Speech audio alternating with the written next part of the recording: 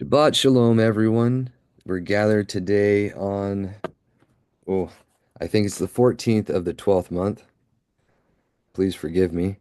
And that happens to line up with the 22nd of February on our Gregorian calendar here. We're currently studying the book of Yobelim.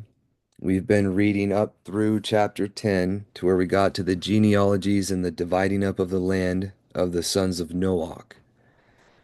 We have taken a little segue these last 2 weeks, also covering a little bit of what was in the Genesis Apocryphon for the first-hand witness of what Noach himself um, wrote, and then also covering a little bit in what is in the Recognitions of Clement, which is the preaching of Kepha in regards to these times. And we want to get back into that a little bit more because our whole premise here and what we'd like to share in particular today was the reintroduction or the origins of idolatry in the world, in particular after the flood here. And the histories that we've been talking about, the Phoenician history that is contemporary with the times of Moshe, that we said can be tracing a genealogy all the way back to Adam, it mentions these things as well. It's a secular account that witnesses to what we can read Kepha preaching about, how the idolatry was pre-flood, instigated by the Watchers, and then brought in afterwards through the line of Ham. I'm not trying to pick on a particular race or be a racist or an ethnic purist or anything. There's nothing of that nature. It's not about who's at fault, but it's about what is true. All men have turned aside and done evil, so it's not about saying, oh, look at that and anything. These are where we get the origins of things like black magic. Okay, we wonder where that comes from. Okay, the Kasdim, where the Chaldeans, but it's the Kasdim, how that came about. It's the origins of things that were important, not necessarily pointing fingers and saying, oh, it's your fault. We all suffer our own choices. We don't get to decide who we're born of. We have no say in that regard, but we do get to suffer the consequences of our own faults. So right here, ob willing, today, you will be able to see for yourselves the origins of idolatry, the tying in of the history of the false deity worship and how that actually began in creation from the sons of Noach after the flood. This is Yobelim chapter 11. The sons of Noach began to war and to shed the blood of men on the earth and to eat blood. If you remember, before the death of Noach, which happened, it says here in 1659, just to recap, this might be off a little bit. It's not something we're going to get into right now. Excuse me. But I was mentioning a little bit in the fellowship before we were recording. If you look at the birth of Noach here with when he says he passes, there's a little bit of issue. But he lived 950 years, and it was before he was even passed away that there was some things happening with his children. He already helped divide up the land to apportion out different things to his sons and his sons' sons, to which they were establishing that you can call heads of their people in those respective places, later to be called kings, but they were not such called such at first, as you can tell. Either way, they started departing from him and being led astray by demons even while he was alive, to the point where he prayed for their deliverance, was given remedies that he wrote down in a book, and he passed along to Shem. Then he passed away in 1659, it says there. It mentions here that even during his life, the Tower of Babel was beginning to be built. Whether of his recollection or not, we can't say, but this is to show that the sons of Ham were already going wayward, and others of the sons of Noach were already going wayward in some of the things they were doing even before he was completely passed. This is also congruent or consistent with the Phoenician history that mentions Kronos warring with his father. Whether or not there was actual battles, that's nowhere mentioned here. But liars lie, and they make fables to for their own purposes. So whether or not that particular thing is true is irrelevant to our purposes, that they're showing congruent things that that go in hand with one another. So shortly after, we've already read this part, but you had the Tower of Babel. This was within 20 years of his passing. 40 years total it was being built. Sorry, it was 59, so it was almost 60, 70, 80. You had 27, 28 years there where it was being built after his death before it was uprooted completely, if you go by what that says. Okay? And then it was after this time that the languages were confounded, and that you can see they were being dispersed in 1688. You go to the next chapter here, they're going back a little bit and talking about when he was born and when things were happening. This was before the dispersion. And then what was going on there with the dispersion, this is when the idolatry, the evils that were being promulgated by magicians to delude men's minds, were first solidified and then spread out throughout the world. So I'm going to read this real quick, and then you'll see, and then we'll go back in the recognitions and you get more detail for context of what's actually being spoken here. But it says, in in the 35th Yobel, in the third week, in the first year, which would be 1681 Anno Mundi, or from the beginning of creation, okay, thereof Reu, or his evil, right, took to himself a wife, and her name was Orah, the daughter of son of Kesed. And she bare him a son, and he called his name Serah.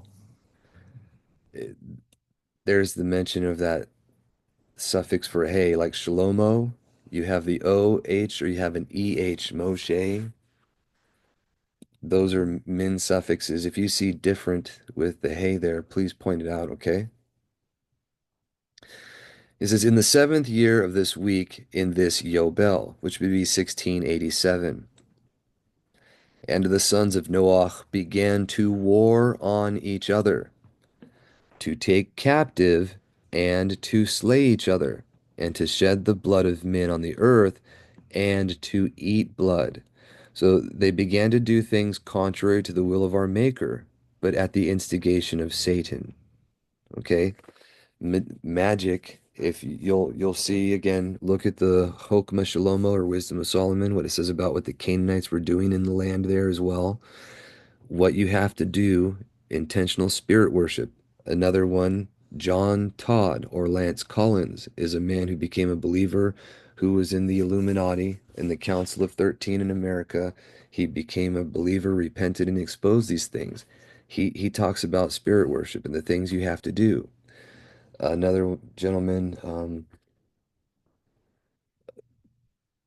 Monreau, I can't remember. I think it's Roger Monreau. There we go. He became a Seventh-day Adventist, but he was a Canadian who was a spiritualist. He worshiped spirits for a while in the early 1900s, and then he became a believer and he exposed those things.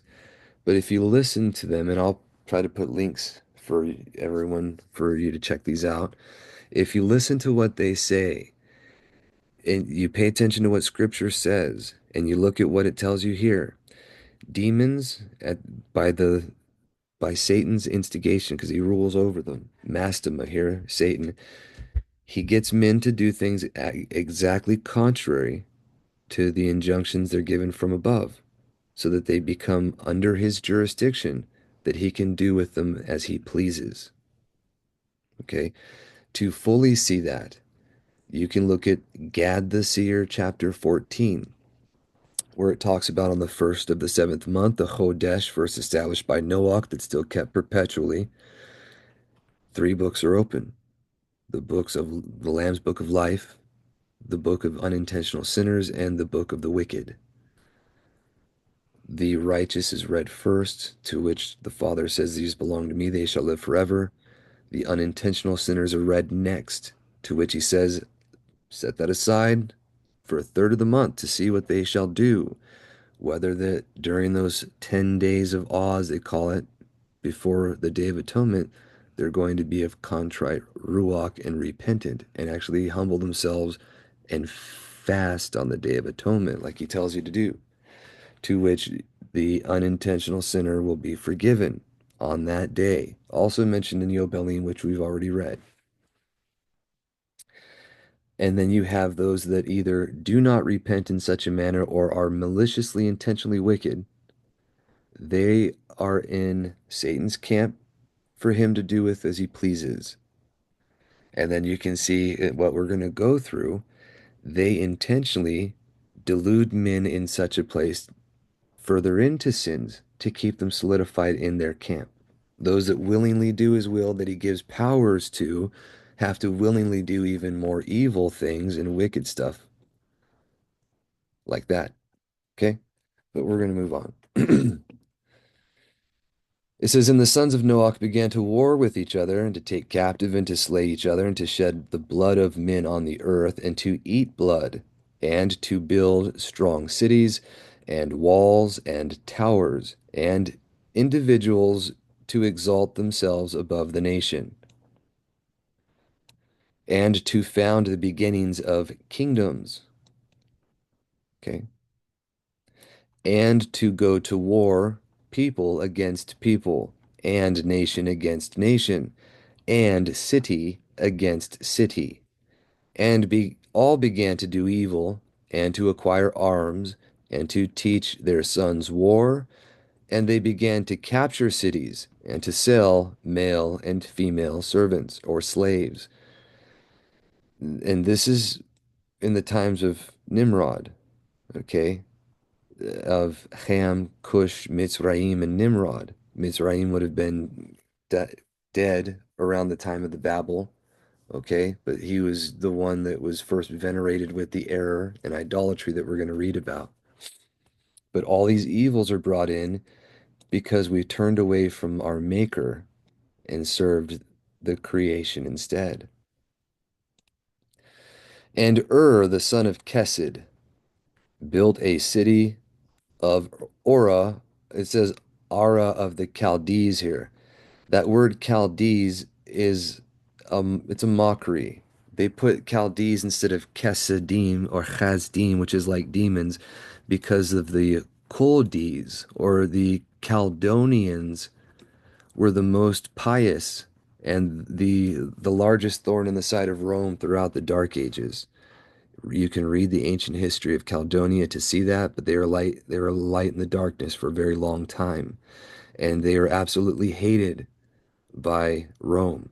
Even today, if you remember that Satan holds a grudge, is vindictive, always repays you, and his minions follow suit, you can see why the McDonald's, the royalty of the Caledonians at that time, is now a fast food restaurant that's a mockery, a clown that poisons food, if you want to call it food, because they hate and they revile and they do evil and they trash everything that's good on purpose.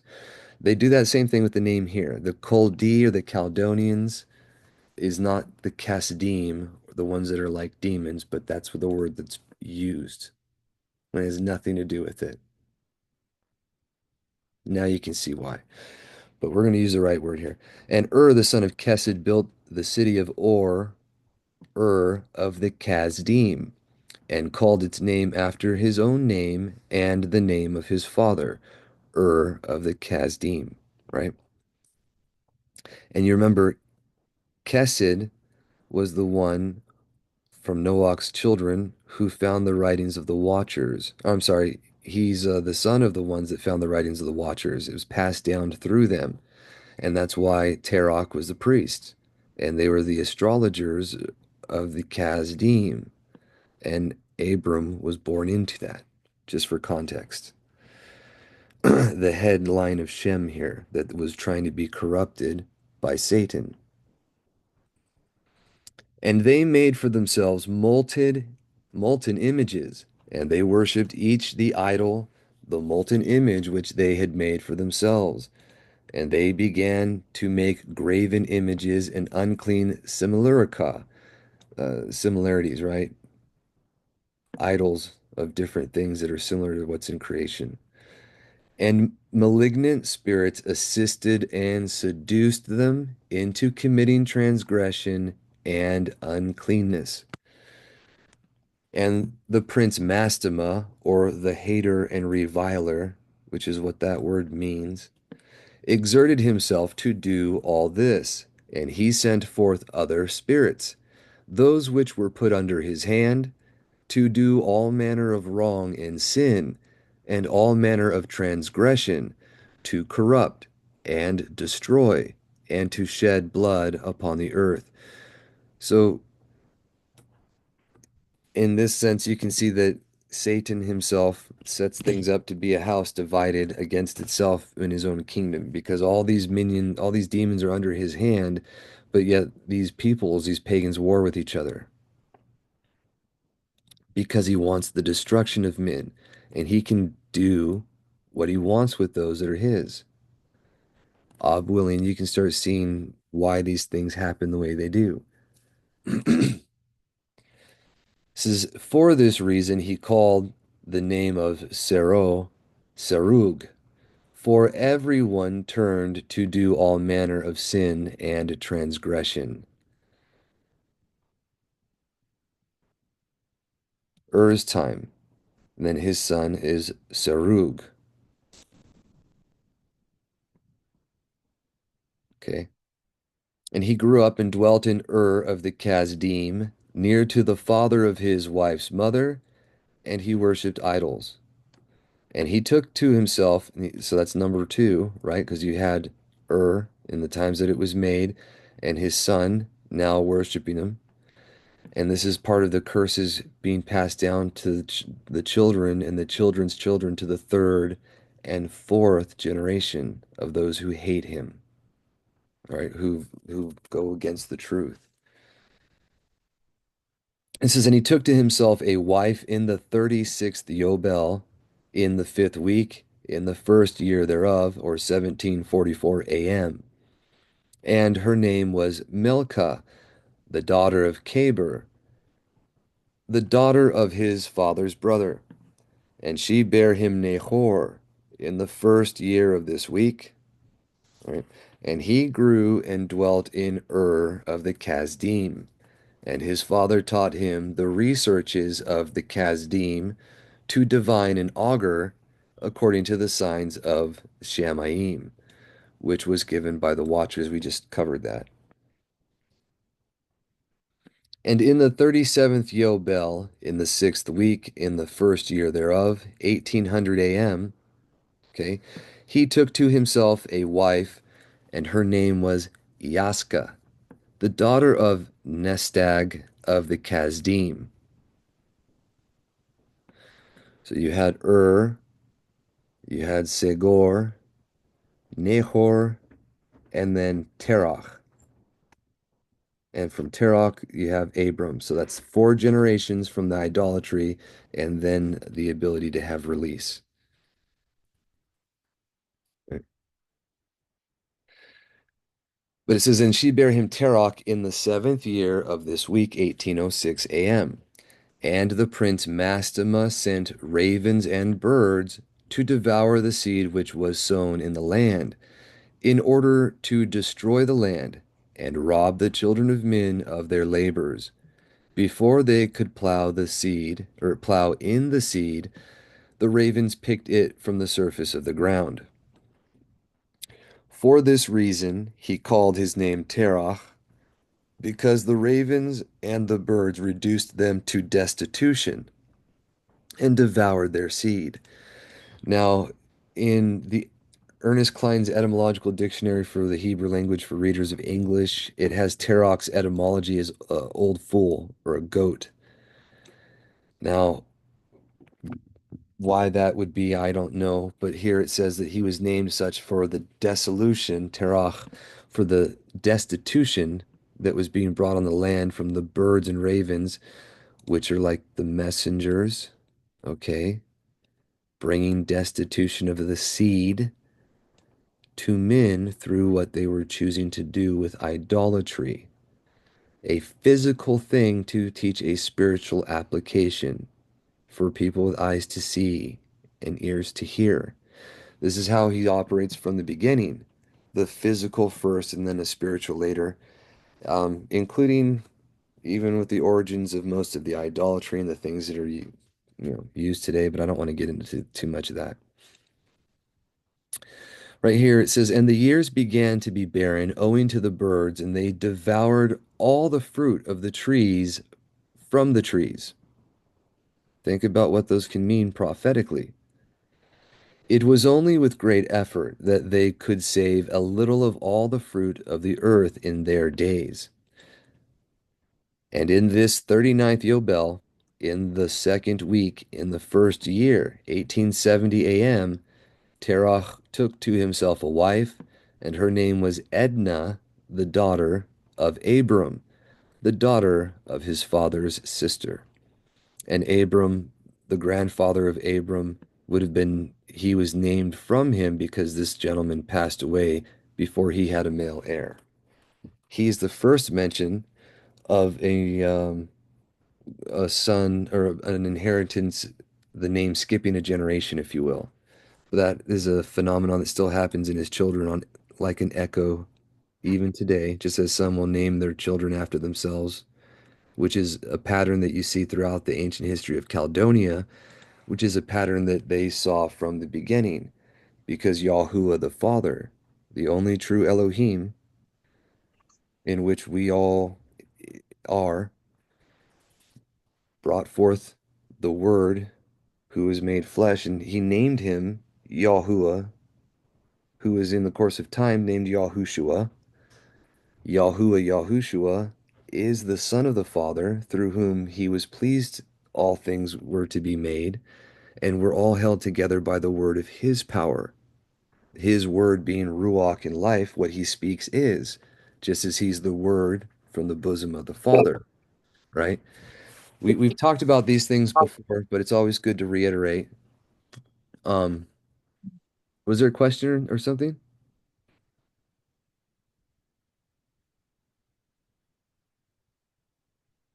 Okay. If you do have a comment or question, don't hesitate to ask if you want to. But anyways, we've covered that before. Just wanted to reiterate a little bit.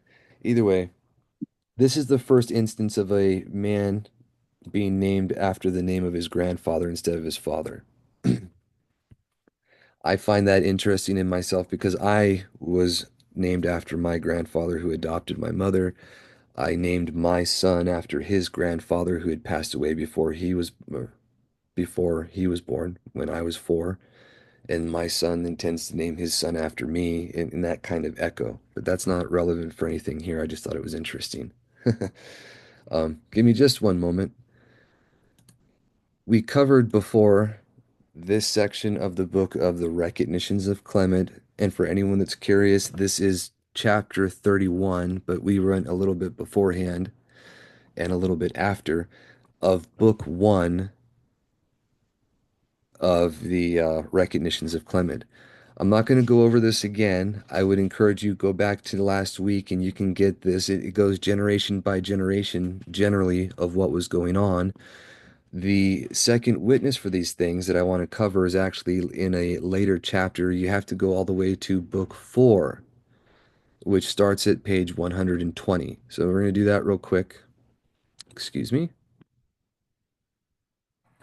I don't mean to make anyone dizzy, but I was looking this up earlier. In book 4, and this is the beginning of it, page 120, the beginning, book 4. I'm not going to begin here. I just want you to see that this is actually where it starts. Anyone that has this can find it for themselves and read the context, which I highly encourage. But he is traveling from Caesarea Stratanos, going through these different cities, heading to Antioch, and from there, eventually going to Rome, trying to dispute and do damage control for the Gnostic apostasy that Simon the magician is spreading through heretical falsehoods, essentially, right? This is the part where he halts at Dora and he's on his way to Tripolis, where they intend to spend the winter. Okay. I'm not covering any of this part. It's not relevant for what we want. I'm just trying to give you context. Before the day is even started, when they're supposed to be having a discussion, the people are there and they're wanting to hear from him. So he's having admiration at that, and he's telling them that, look, the foretellings are true, that men are coming from all over to hear these words, just like he'd said by the foretellers. And it's actually being announced and fulfilled in their times. You guys can pause and read these things. I encourage you to do that on your own. This part is not relevant for us, like I had mentioned. Otherwise, I would be going over because of their fantastic information in here. Every bit of it is worthwhile to study and to think about. Okay. But what we really want to get to is right through here. The first thing, and I've mentioned this before, it's happened to every one of you. Anyone who's here who's a sincere believer has had some manifestation of a miracle in their life, whether they've cried out to him and were delivered, given the word and turned to him in obedience and saw the miraculous things happen because of it through the healing of their body or through other things that are answered prayer. You've had something that's given you a wow moment, that in your simplicity of coming to him like a child, you were able to go, oh, this is real, this is serious, and now you're able to receive instruction. That kind of phenomenon is exactly what the people went through with the miracles in Egypt, or Mitzrayim, if you will, and being delivered out of them and then given the covenant. And right here, all throughout, especially when our Mashiach came and he was casting out demons and healing the sick and doing miraculous things, it was all for the simple that were amongst him, all around him, to get that wow moment, to be able to turn from their simplicity and live and walk in the way of comprehension. That's the same phenomenon you see right here with Kepha healing the sick immediately when he comes in to meet them. It wasn't what he intended, but it's what happens as a means of getting these people to listen with the intent of actually paying attention. It's that wow moment. And there's a phenomenon in scripture. This talks about this in the Proverbs and the Psalms when you look at the simple and the leaving simplicity and walking the way of comprehension and becoming wise. If you look at all the things that it says, you can see this in the Hebrew. You possibly see it in the English a little, but the more you dig in, the easier it is to see how this phenomenon functions. You can see it in the narrative practice right here and in the narrative in Egypt, like I'd mentioned before. Okay? Now, the first thing he mentions here is to vindicate providence. And this is something that is very important for all of us. So I want to read this section before skipping the next part and moving on. This is, it seems necessary to me, right? It seems to me necessary, rather, at the outset of a discourse concerning the true worship of Yahuah. First of all, to instruct those who have not as yet acquired any knowledge of the subject, that throughout Yahuah must be maintained to be without blame. He is perfect, without fault or offense. He makes no mistakes. Any fault is ours. Any mistake is man's. That is primary for our eternal well-being, by which the world is ruled and governed. Moreover, the reason of the present undertaking and the occasion offered by those whom the power of Yahuwah has healed suggest this subject for a beginning, namely, to show that for good reason very many persons are possessed of demons, so that the right ruling of Yahuwah may appear. For ignorance will be found to be the mother of almost all evils. But now let us come to the reason. And then we're not going to cover this part in particular because it's just going over things from the beginning, Adam in the garden, all the way through to the flood, which we've already covered and you can read again at your leisure. So here, it's the sin is the cause of suffering is the point here. It says, but when men, leading a life void of distress, began to think that the continuance of good things was granted them not by Elohim's bounty, but by the chance of things, or by luck, as people call it, and to accept as a debt of nature, not as a gift of Yahuwah's tovim or goodness, their enjoyment without any exertion of the delights of Elohim's compliance or what he's given to them, right? Men, and just so you can see what that means, to please others, to oblige, to be agreeable, right? So what he's given to be agreeable to men, right? Men, being led by these things into contrary and disobedient thoughts, came at last at the instigation of idleness to think that the life of Elohim was theirs by nature, without any labors or merits on their part. Hence they go from bad to worse, to believe that neither is the world governed by the providence of Yahuwah, nor is there any place for virtues, since they knew that they themselves possessed the fullness of ease and delights, without the assignment of any works previously, and without any labors, were treated as the Chaverim of Yahuwah, the friends of Yahuwah. By the most righteous judgment of Yahuwah, therefore, labors and afflictions are assigned as a remedy to men languishing in the vanity of such thoughts. And when labor and tribulations came upon them, they were excluded from the place of delights. Eden, right? And amity. Also the earth began to produce nothing to them without labor. And then men's thoughts being turned within them, they were warned to seek the aid of their Creator, and by prayers and vows to ask for Elohim's protection. And thus it came to pass that the worship of Yahuwah, which they had neglected by reason of their prosperity, they recovered through their adversity, and their thoughts towards Yahuwah, which indulgence had perverted, the explanation of why Adam sinned. Okay, I haven't seen it given anywhere else where it mentions he was given all indulgence and luxury without labors to accompany it as a requirement, and he became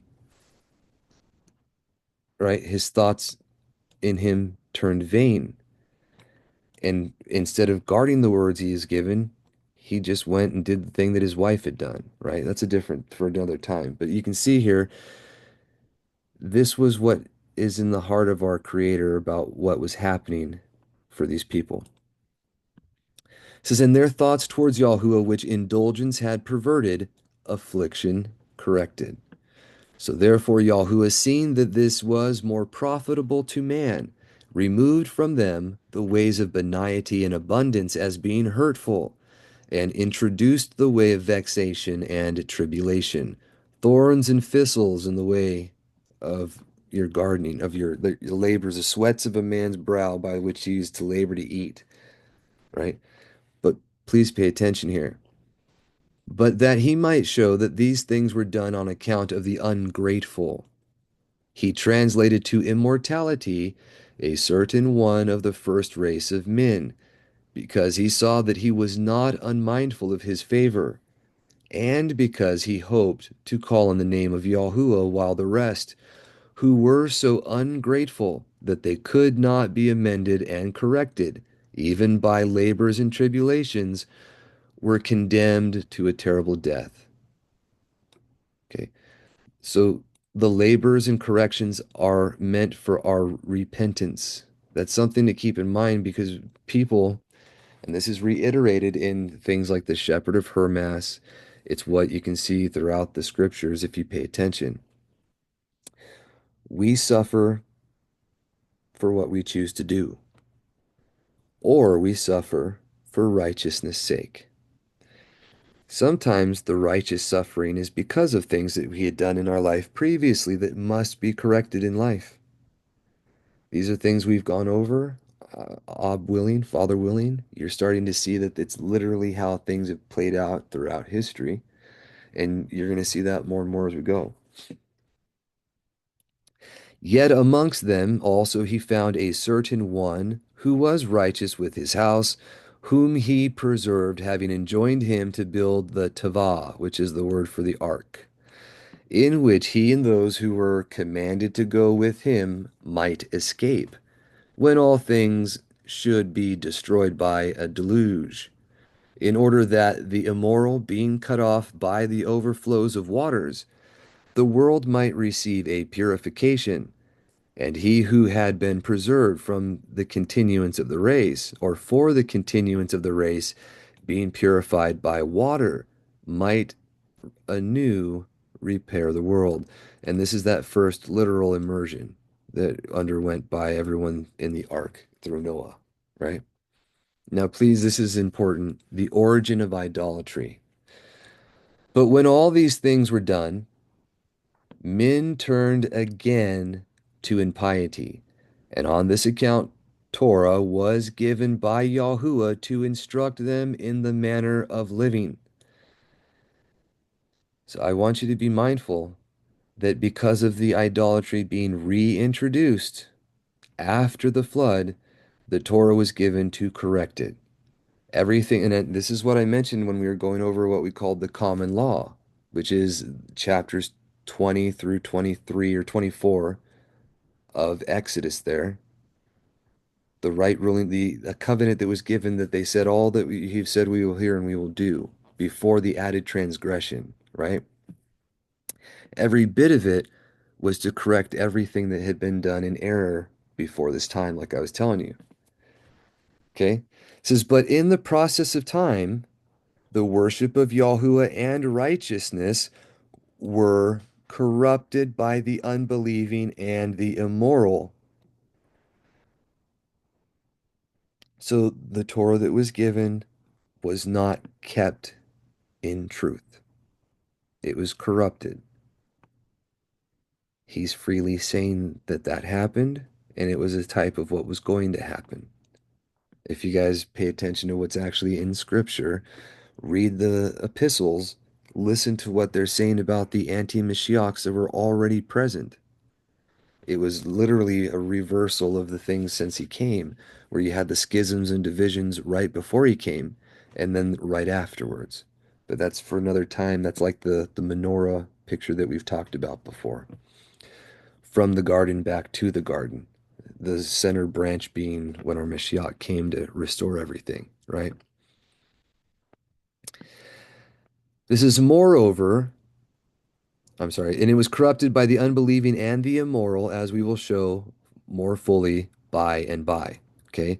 But going back to the point, this is moreover, and this is back to the times at hand there. Perverse and erratic religions were introduced, to which the greater part of men gave themselves up. The greater part of men, not every man. And it was during this time, which we're going to see from the time of the death of Noah to the birth of Abram was about 217 years, if you look at the times right there in the book of Yobelim, where it says he died at 1659 and Abram was born in 1876. Within that time, you had the Tower of Babel being completed, the idolatries and things through witchcraft being set up, the scattering of the people, the changing of the languages, and the mystery religions being spread out to each respective place it was going. Not everyone gave themselves up to idolatry like this. Some of the sons of Japheth, like we've mentioned, went to the Far East, became the Chinese dynasties where they didn't have idolatry and things of that nature. Some of the people that were over in Spain had worship that did not include idolatry, or in the Isles and other places. Not everywhere was given up to these things, but the ones that were, the ones that choose to do wrong, were brought into a system of error. And that was the whole point. And it says, and please pay attention. Moreover, perverse and erratic religions were introduced, to which the greater part of men gave themselves up by occasion of holidays and solemnities, or the mysteries that they would do, instituting drinking and banquets, following pipes and flutes and harps and diverse kinds of musical instruments that were created by the children of Cain. Remember, they were the ones that first founded that, and it was instituted by Ham through witchcraft afterwards was part of idolatry. And that was later, that's why you have the that's why you have the music is such a large feature in Catholicism as well. I don't want to go further than that right now, but it's part of it. It's where it comes from. And this is why he foretells that he hates our music and things like that. He doesn't want us playing songs and things that delude us into thinking that we feel good, but we're not actually listening to his words. He wants us to actually tear our hearts, become humble, hear the thing that he's saying, and do that, right? But he says, and following pipes, flutes, and harps, and diverse kinds of musical instruments, and indulging themselves in all kinds of drunkenness and luxury. Diverse kinds of a variety, but it's what we'd call the Eleusinian mysteries, the mystery religions of Egypt, Babylon, and all these different places. They were not all exactly identical.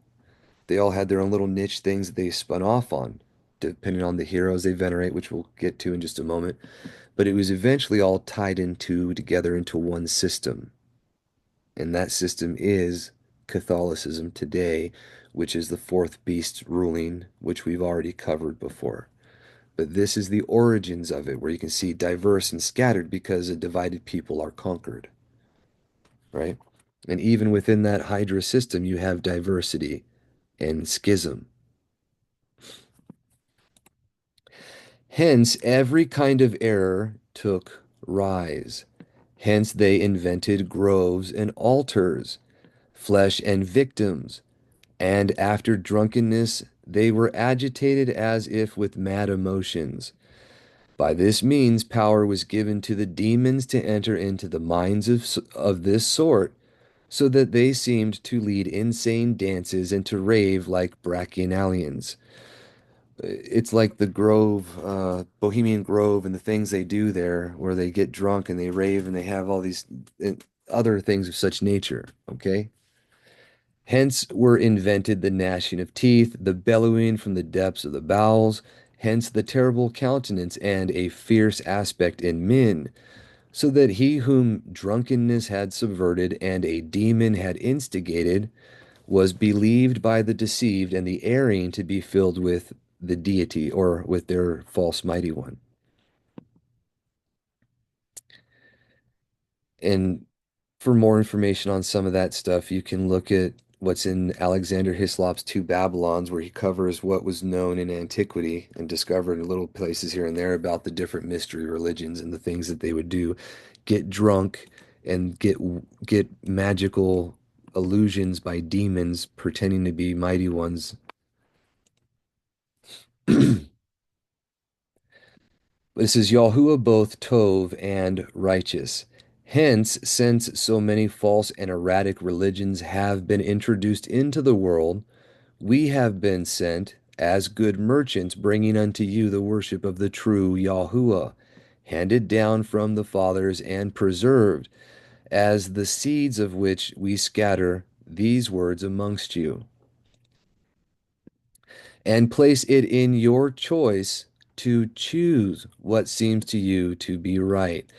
So, as the truth came to them by whatever means, in whatever messenger it was sent, when the truth comes, you have a choice to choose what seems to be right, like Pharaoh did, but there's consequences for our choices. For if you receive those things which we bring you, you will not only be able yourselves to escape the incursions of the demon, because through obedience the power of Yahuwah is manifest. If you remember, everyone that came to the word and humbly listened in obedience to what he said to do were healed. That is a parable of when we come to the word and we obediently follow what he says to do, he will heal us. He will bring about the things that he said. For example, you can read about in Leviticus 23, I believe, the festivals of Yahuwah. You can read about them in Shemot, Exodus, which we've covered. And when you look at them and you see that and you read through them, he will literally tell you that he will not bring upon you any of the diseases that he brings upon the Egyptians or Mitzrayites, if you keep his festivals or his appointed times in particular. Another witness for this is that when we eat of the bread of Yahuah unworthily, we become sick.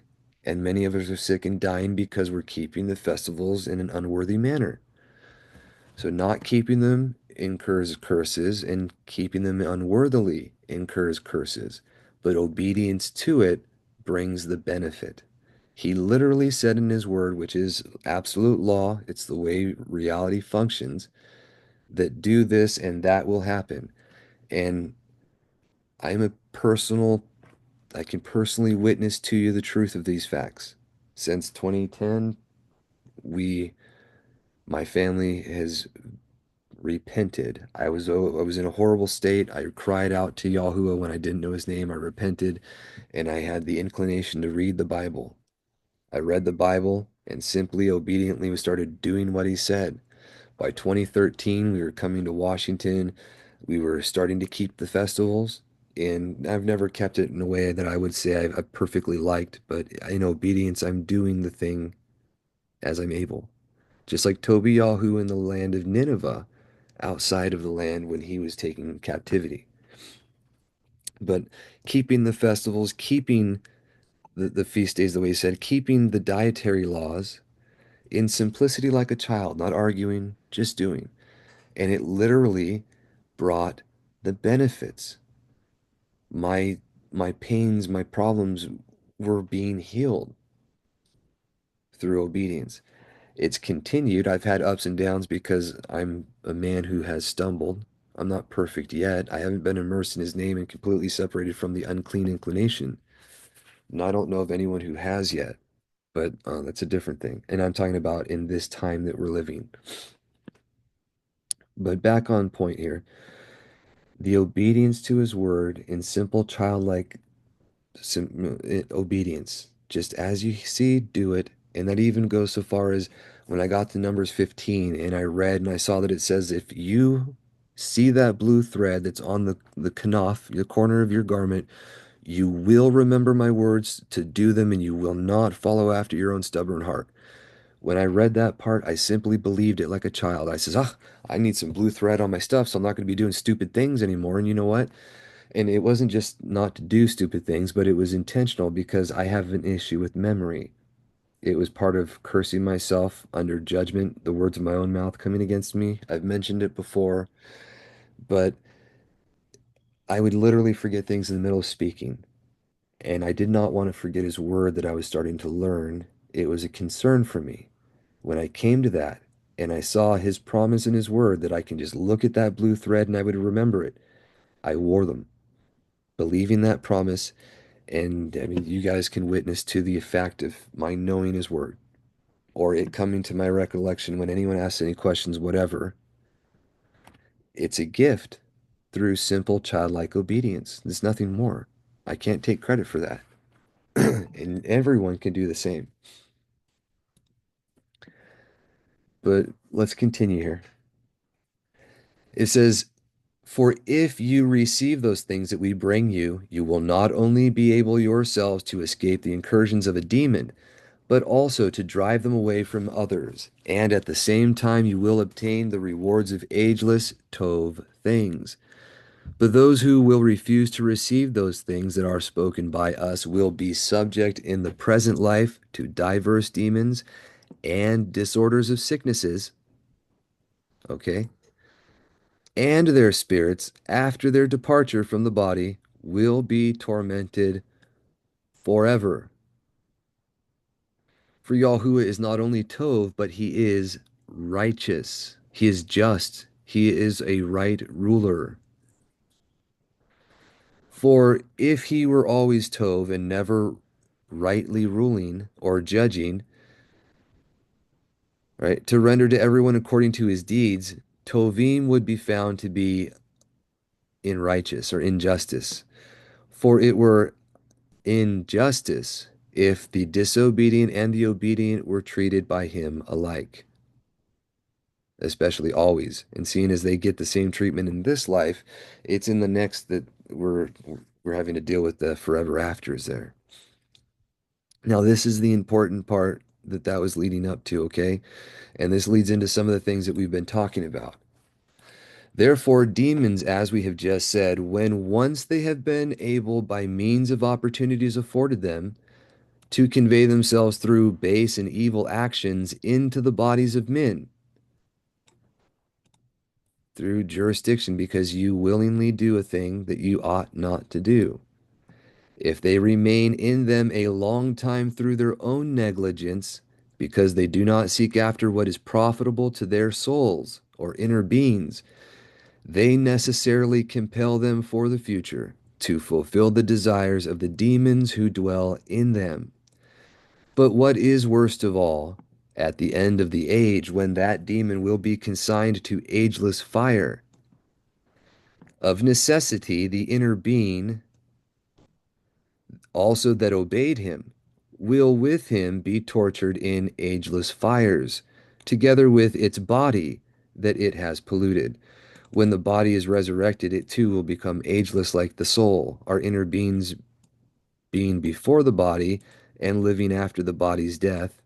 If you actually read the totality of the scriptures, in particular, if you want to know what happens when you die, you want to look at, I believe it's 4th Ezra chapter 7, but that's for another time.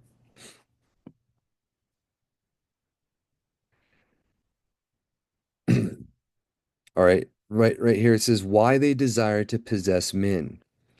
Now that the demons are desirous of occupying the bodies of men, this is the reason. And we've already covered this before, all right? It was given in Yobelim earlier and in the book of Hanok, for why and what they're allowed to do. But it says, they are spirits bearing their purpose turned to immorality. And while they don't have a body, they desire to fulfill the carnal pleasures that they did in life. So they want to inhabit us to do so. Therefore, by immoderate eating and drinking, okay, and that's like those festivals. For example, if you watch the Antichrist for Dummies, one of the festivals in Rome, they would eat so much that when they got full, they'd have their vomitoriums they would go into to go let it out to go have more. Meanwhile, people starved and they were pillaging nations to provide for their luxurious waste. That kind of evil is always accompanied by demonic influence. It's a gateway to letting them in because you're taking from others to have excess, right? It's not something that is needed. It's doing to someone what you wouldn't want done to you, right? Again, violation of the law, which allows jurisdiction. But it says, therefore, by immoderate eating and drinking and lust, they urge men on to sin, but only those who entertain the purpose of sinning, like what is explained by Jacob in his epistle, that it's when you entertain the thought, when you give it life, and then the sin is born, right? Who, while they seem simply desirous of satisfying the necessary cravings of nature, give opportunity to the demons to enter into them. Because, and then this is going to explain how demons manifest in your body, okay? Because through excess, they do not maintain moderation. That's the gateway, right? For as long as the measure of nature is kept and legitimate moderation is preserved, the mercy of Yahuah does not give them liberty to enter into men. But when either the mind falls into impiety, which is not having reverence towards the Almighty, which is why it's the first thing he said that you must do, believe he is without fault, always. But when the mind falls into impiety, or the body is filled with immoderate meat or drink, then, as if invited by the will and purpose of those who thus neglect themselves, they receive power as against those who have broken Torah or instructions imposed by Yahuah. I'm sorry, that part didn't have it. It'll get here in just a moment, okay? It says, "You see then how important is the acknowledgement of Yahuwah and the observance of Elohim's obedience, which is synonymous with belief. Just like if those who do not believe are those who do not obey, and if you do not obey, the wrath of Elohim will remain on you, as it's mentioned, right? It says, which not only protects those who believe from the assaults of the demon, but also gives them command over those who rule over others. And therefore it is necessary for you who are of the nations to betake yourselves to Yahuwah and to keep yourselves from all uncleanness, that the demons may be expelled. And remember that uncleanness comes from within. And that the demons may be expelled, and Yahuwah may dwell in you. And at the same time, by prayers, commit yourselves to Yahuwah and call for his aid against the impudence of the demons. For whatever things you ask believing, you will receive. But even the demons themselves, in proportion as they see belief grow in a man, in that proportion they depart from him, residing only in that part in which something of infidelity still remains. And this is why we have to combat to righteousness daily. If you were to daily stay in Scripture, keep it in your mind, think about it, and intentionally do it, demons will want nothing to do with you. It's literally a repulsive to them. But how many people do that? It is commanded. Meditate on my word day and night, right? Always have him dwelling with you. If you're always with the word, if he's always in your heart, in your mind, and mouth to do it, no demons will want to be around you. They'll tremble and they'll fear and they'll be cast away by your very presence, whether you say anything to them or not. Because it's the same thing that would happen for Kepha that we skipped over, but read these things, right? These conditions are either true or they are not. And you'll find that by your belief, it's given to you.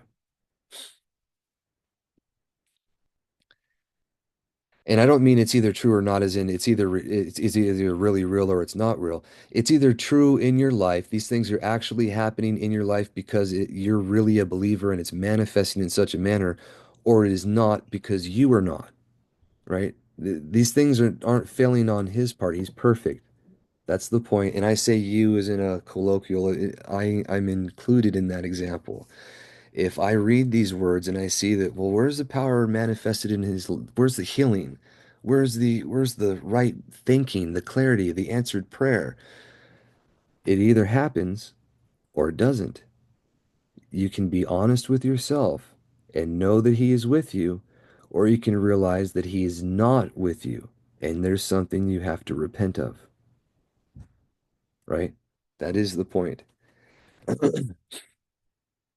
That's what Shaul is saying. Know that he is in you, and we trust that you'll know that we have him too, right? These things were not said in a vacuum. It's for a purpose. But let's continue.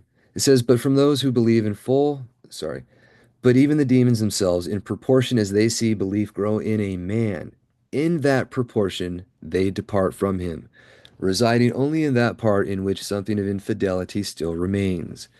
But from those who believe with full belief or faith, they depart without any delay.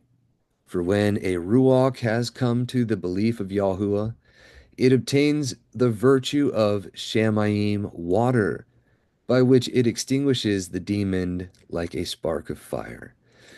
Now, for a witness of that, because that's a bold statement that you won't find a repeat of anywhere else in the common scriptures or otherwise that I'm aware of.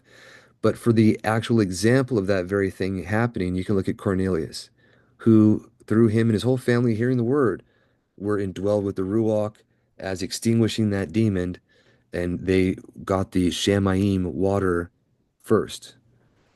And that was in proportion to his belief, if you look at how he was, right? There is therefore a measure of belief which, if it be perfect, drives the demon perfectly from the soul or inner being. But if it has any defect, something on the part of the demon still remains in the portion of infidelity, And it is the greatest difficulty for the inner being to comprehend when or how, whether fully or less fully, the demon has been expelled from it. For if it remains in any quarter, when he gets an opportunity, he suggests thoughts to men's hearts or minds, and they, not knowing whence they come, believe the suggestions of the demons as if they were the perceptions of their own inner beings.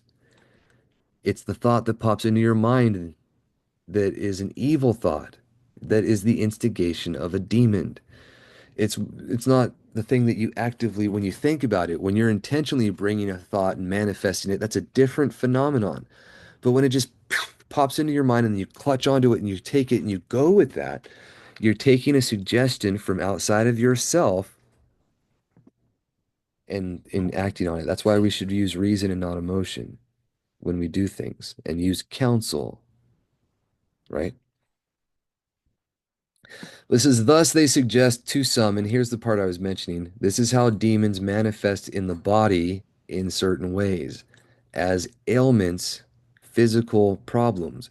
And this is not the only way they manifest in the body. There's a variety of things that can go wrong. All of it here is attributed to what a demon is doing, okay? Thus they suggest to some to follow pleasure by occasion of bodily necessity. They excuse the passion of others by excess of gall. And gall is that it's not bile, or so it might be the same thing as bile there, but excess of it, too much of it, it's used in the digestion, and too much can cause problems. Okay. They color over the madness of others by the vehemence of melancholy. So, an emotional depression, demonic oppression, states of psychological unwellness, if you will. Psychological problems are demonic things. Epilepsy is demonic as well. These are right from scripture, even right from the Bible. So I don't want to get too much into that to side, but I'm trying to point out ailments in your body are at the instigation of demons from sin, whether directly from you or cursed from your inherited. They can be overcome, identified, and gone and fixed, but we have to acknowledge the truth. A curse causeless does not come. They extenuate the folly of some as the result of abundance of phlegm. So, overabundance of phlegm, melancholy, excess gall, having pains in your liver is another thing that corrects you. Think about any kind of problems that you're having. These are troubles in the body that are conditions that are allowed for reason. Okay. But even if this were so, still none of these things could be hurtful to the body except from the excess of meats and drinks. This is the key. You would not be suffering in your body if you were fasting regularly, moderating what you had. Because even the things where they were given, they would not have the power to do because you were showing a type of restriction, repentance. It's a picture, if you will, but it's a necessity for healing in the body. Whenever you're sick, you don't eat and it helps the body to heal. It's a thing. So, not to get too far sidetracked, I just want you guys to see there's an actual connection with how these things are supposed to be. Because when these are taken in excessive quantities, their abundance, which the natural warmth is not sufficient to digest, curdles into a sort of poison, and it, flowing through the bowels and all the veins like a common sewer, renders the motions of the body unhealthy and base. Therefore, moderation is to be attained in all things, that neither may place be given to demons, nor the Ruach, being possessed by them, be delivered along with them to be tormented in ageless fires. Another witness for these things is in the shepherd of Hermas, but he goes further than that, because sometimes we suffer bad things outside of our bodies, and that as well is at the instigation of demons. Bad things don't just happen. This is the important thing I want you guys to realize because it once we really comprehend truly this, we will stop doing the things that are causing problems, and that will allow the healing that he's so wanting to bring to us. Here's a very key point.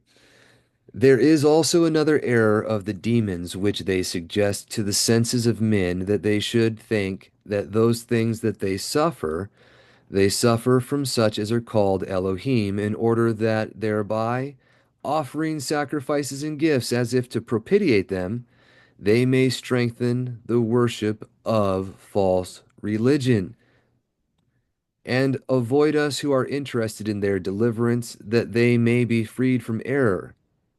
Now, this is important because this is exactly what I was mentioning, that Phoenician history talks about Kronos, the idolatry that was set up, the killing of men as a veneration to deities started in this very manner.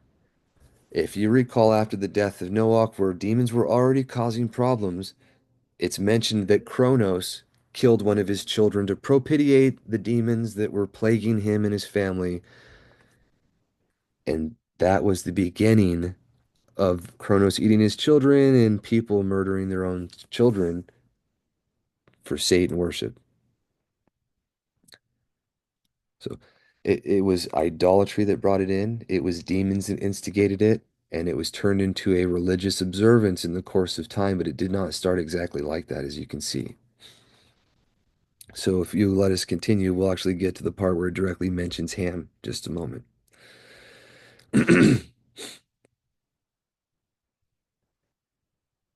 It says, "But this they do, as I have said, not knowing that these things are suggested to them by demons, for fear they should be delivered. It is therefore in the power of everyone, since man has been made possessed of free will, whether he will hear us to life or the demons to destruction. Also to some, the demons appearing visibly under various figures, like in the Eleusinian Mysteries I was just mentioning, or in the cave when Ignatius Loyola was beating himself into hallucinations. Demons appear to people as messengers of light, and they lead them into idolatries and evils. That Muhammad is another one that had that happen. Okay. Sometimes they throw out threats, sometimes promise relief from sufferings, that they may instill into those whom they deceive the opinion of their being mighty ones, that and that it may not be known that they are demons. But they are not concealed from us who know the mysteries of the creation, and for what reason is it is permitted to the demons to do those things in the present world, how it is allowed them to transform themselves into what figures they please, and to suggest evil thoughts, and to convey themselves by means of meats and of drink consecrated to them, Halloween candy, into the minds or bodies of those who partake of it, and to concoct vain dreams to further the worship of some idol. If you only pay attention, there's so much of history is revealed in what is being known right here. If you really take it to heart, okay? And it's not just at these times, but throughout history, it's repeated itself. Ignatius Loyola, Muhammad, again, these are very same things that happened to men back then, happened in echoes, where it brought in delusions of idol worship. And yet, who can be found so senseless as to be persuaded to worship an idol? This gets into that. You please pay attention to this if you will. Pause and read it. This is relevant, but um, it's not really what we're talking about here. It is going into how demons can be used to cure things too. They can fake stuff and why. How demons not being inhibited by a body can know what's going on and help people with magic means or whatever to know sicknesses and help people with cures and whatnot. So again, you can pause and look at that. The key here is just so you can get in Deuteronomy 13 as well, and right there in the full version of the of what he spoke on the mountain to the children in the unabridged version of Exodus where you can get it in the Samaritan Pentateuch or the Dead Sea Scrolls. He says that he's always true. What he says and what comes from a foreteller from him is always true, and what's from others is not always true. That's the key. And that's what you can see right here. He goes on to explain why sometimes things happen and sometimes they don't. The purpose is so that we can actually know that these are literally demons and we won't be ignorant of the battle against us, where we're not fighting against flesh and blood, but against principalities and powers, against these minions of Mastamon Satan who are leading the world astray for their own purposes, right? But and again, goes over how you can have power. There's no evil in substance. This is amazing things to look into. Why he even permits it and allows it to happen for our contest to righteousness, right? And how evil is being turned to a good account. I encourage everyone, take the time to pause these parts and read it for yourself. That's not the real relevant section. I read the parts that we did because it directly covered what I was mentioning earlier, as well as this part right here. So please, if you will, it says, evil melechim, seducers, or evil messengers, seducers. Okay? Now, therefore, since you do not yet comprehend how great darkness of ignorance surrounds you, meantime I desire to explain to you whence the worship of idols began in this world.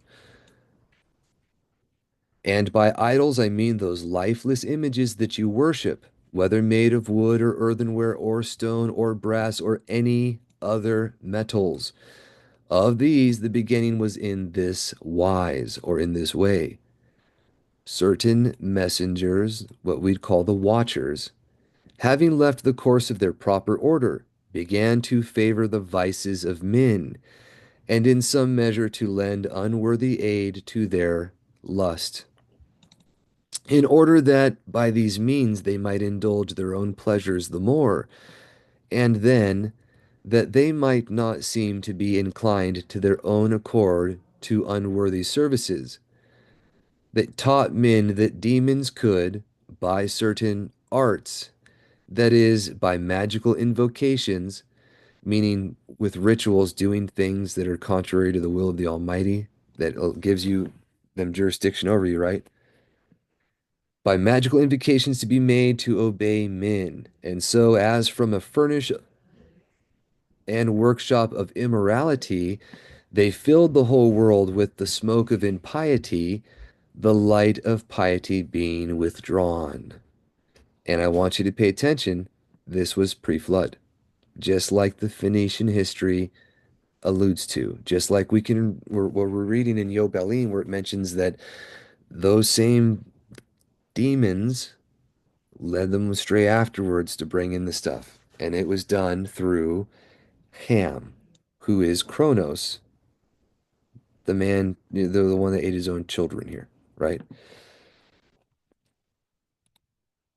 It says, for these and some other causes, a flood was brought upon the world, as we have already said and will say again. And all who were upon the earth were destroyed, except the family of Noah, who survived, with his 3 sons and their wives. One of these, by name Ham, that Ham is also where they get the chem, like the chemet, right? And where you get different words like alchemy. Alchemy is to heat, but that's a different thing.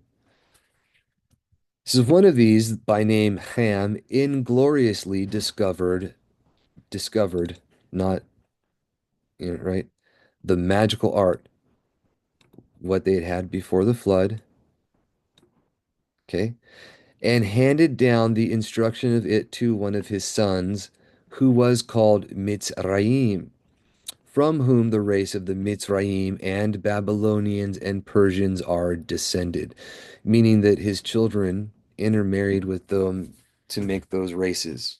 Okay? Him, the tribes who then existed, called Zoroaster, admiring him as the first author of the magic art, Trader, whose name also many scrolls on this subject exist. And Zoroasterism is a false religion even to this day. It was founded mostly in Persia, which we're about to see, okay? But Zoroaster means, amongst other things, living star.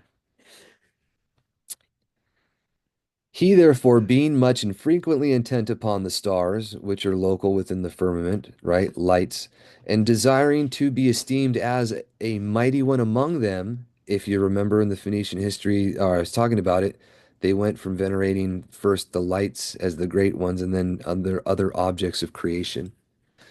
They began to draw forth, as it were, certain sparks from the stars, and to show them to men in order that the rude and ignorant might be astonished, as with a miracle, and desiring to increase this estimation of him, he attempted these things again and again, until he was set on fire and consumed by the demon himself, whom he accosted with too great importunity. So he was struck by lightning and consumed by the demon that he kept calling upon to do that. I want you to know, though, this is the buddings of hero worship and how it came about, where you had magic first deluding men into idolatry. This is the foundations of it. The magic first used to have men being hero worshipped and then venerated, but we'll see it as we go here. But the foolish men who were then, whereas they ought to have abandoned the opinion that they had conceived of him, inasmuch as they had seen it confuted by his mortal punishment, extolled him the more. For raising a sepulchre to his honor, they went so far as to adore him as a friend of Yahuah, and one who had been removed to the sky in a chariot of lightning. Like Eliyahu, the real friend of Yahuah, was taken up into a chariot of fire. Okay? But there was no body or carcass burning that they had to bury. He was taken bodily to paradise. And the one who had been removed to the sky in a chariot of lightning, and to worship him as if he were a living star. Hence also the name was called Zoroaster after, and that's also the seed of Astarte, all right, the seed of the woman, Asher, Astar, sorry. Ashat is a woman, but Zoroaster is also the seed of the woman. It's that play on words I was talking about, where they use occult meanings for things. They have words that have different meanings for different purposes. Living star to the open pagans for what was doing, the seed of the woman in an occultic meaning, and it was blasphemous usurpation of titles for our Mashiach. Men trying to be like Elohim and to be venerated as one. The beginnings of Antichrist's practice, the first Antichrists or anti-Mashiachs, if you will. I say Antichrist because everyone knows what that means. Anti-Mashiach is the exact same meaning, but more accurate. He says, and this was the name Zoroaster after his death, that is, living star, by those who after one generation had been taught to speak the Greek language. Right? In fine, by this example, even now many worship those who have been struck with lightning, honoring them with sepulchres and worshiping them as friends of Elohim. But this man was born in the 14th generation and died in the 15th. So he died during the time that where the Tower of Babel was still being constructed, right? In which the tower was built and the languages of men were divided into many. So you can see there's a limit to when the idolatry, magic, and first perversions were happening, because once the spreading out happens, which we'd already covered, starts about 1688, Anno Mundi from the book of Yobelim, that's after these mystery religions sects start going to different places where the idolatry was already happened, and now it's just being fine-tuned, perverted for each group of people by themselves, later to be brought together and conglomerated into one mystery religion again, that we know as Catholicism. But right here, the fire worship of the Persians, what we call what became Mithraism, or the Sol Invictus worship of the Romans. Okay. First among them was named a certain king Nimrod, in the magic art having been handed down to him as by a burst, whom the Greeks also called Ninus, which is the child, with a Greek suffix nin or nun being the Chaldean word for child. Just like Yahushua, the son of Nun, he was the son of life there, but that was a similar word. And from whom the city of Nineveh, or the city of the child, took its name. The seed of the woman, the child who was the branch, these are all usurpations of titles. Again, I'm not going into too much detail here because it's not really covered in detail like that.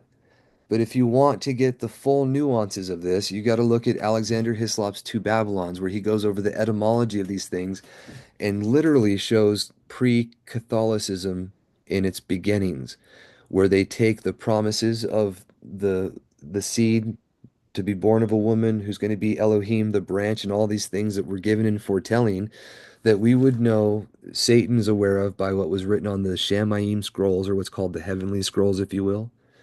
And he perverted these things in the course of time through these different men that were willingly serving him to muddy up the waters. That was the intent. And to get men to follow after these people, thinking them to be the fulfillment of that instead of usurpers.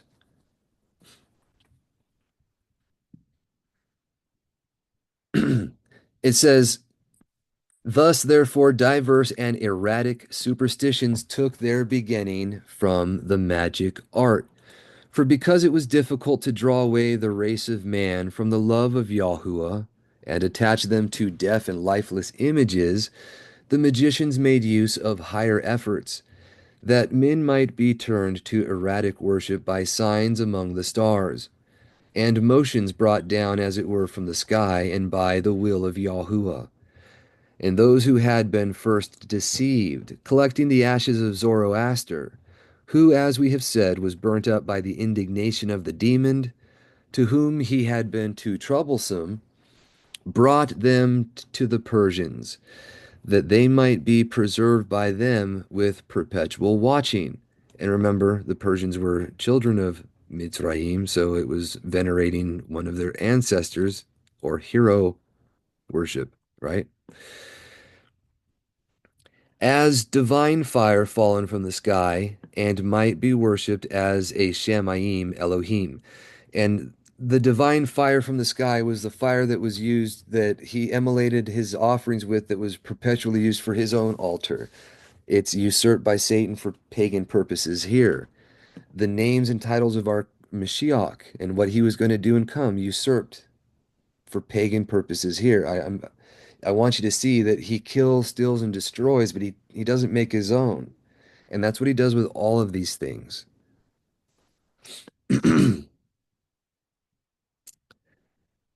So it says, by a like example, other men in other places built temples, set up statues, instituted mysteries and ceremonies and sacrifices to those whom they had admired, either for some arts or for some virtue, or at least had held in very great affection, and rejoiced by all means, or by means of all things belonging to Elohim, to hand down their fame to posterity, and that especially because, as we have already said, they scented to be supported by some fantasies of magic art, so that by invocation of demons something seemed to be done and moved by them towards the deception of men.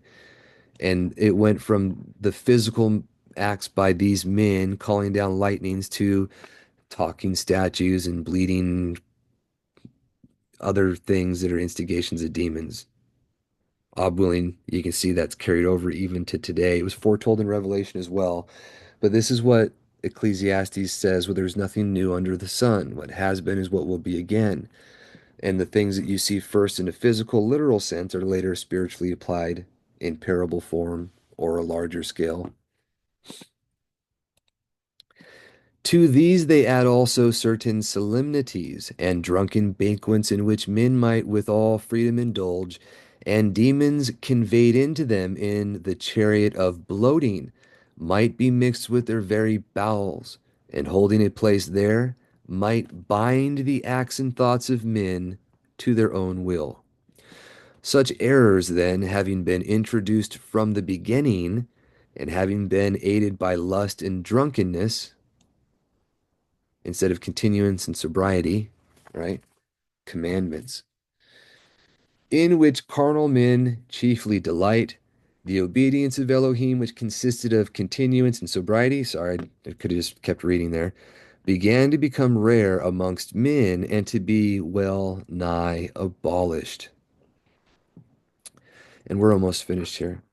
For whereas at first men worshiping a righteous and all seeing Yahuah neither dared to sin nor do injury to their neighbors, being persuaded that Yahuah sees the actions and movements of every one. And this is why the men of those times were more expediently punished. Mitzrayim in his life was punished for his idolatry and evil. Ham, Nimrod was killed. They have a little mix up with Osiris in the history. Typhoon kills Osiris, dismembers him, and whatnot. That was most likely Nimrod and not Mitzrayim. Mitzrayim being the one that was burned up there. So a little bit of differences in what the Phoenician history has, but it actually records these events and how idolatry was brought in and venerated in Egypt through hero worship in a very same manner that we are seeing right here. Okay? But these people suffered in their lives expediently for what they were doing because they knew better. Just like when our Mashiach came, when that king, when he knew the truth, had men direct worship towards him and he didn't rebuke it, caught worms and died in a week because he should have known better. These men should have known better, and they likewise were punished in an according manner more expediently. Whereas you have the delusions of, let's say, the little horns of Rome, where they literally are the office of the anti-Mashiach. Sometimes they live for a very long time. Sometimes they don't. But it's all for a purpose, foretelling the conditions of their people, just like we all get the king we deserve, right? So everything plays out for a reason. But you can see here, when you should know better, it's held more accountable, you're more expediently punished, just like it's mentioned elsewhere. But it says, being persuaded that Yahuwah sees the actions and movements of every one. It says, when religious worship was directed to lifeless images, concerning that they were certain that they were incapable of hearing or sight or motion, they began to sin licentiously or with license, and to go forward to every crime, because they had no fear of suffering anything at the hands of those whom they worshipped as Elohim. Hence, after the death of Noah, right, the madness of wars burst out. Hence, plunderings, rapines, captivities, and liberty reduced to slavery. Please keep that in mind. Where the Ruach of Yahuwah is, there is liberty.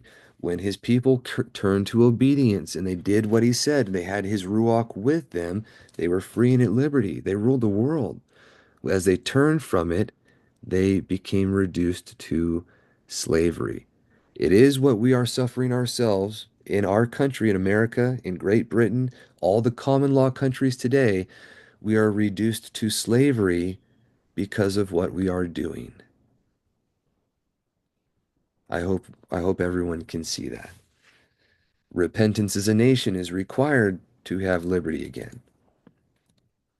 And repentance to obedience to his word is what's required. We have Christmas and Easter as national holidays. We're under national judgment. We keep Sunday as a national law. And it's going to be continued again if you pay attention to what's going on. These things are what we're being judged for. And it's what we have to repent of before he will reduce us or bring us liberty again.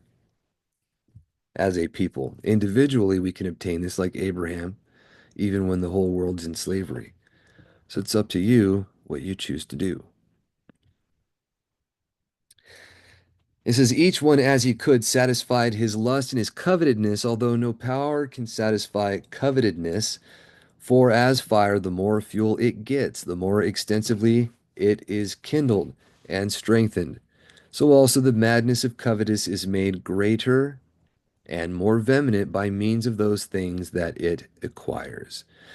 Now he goes on to invite them to repent of things now that they're getting a better comprehension of them, and how even the weakest Yahudi, even the weakest of the renewed covenant, is more powerful than the strongest demons.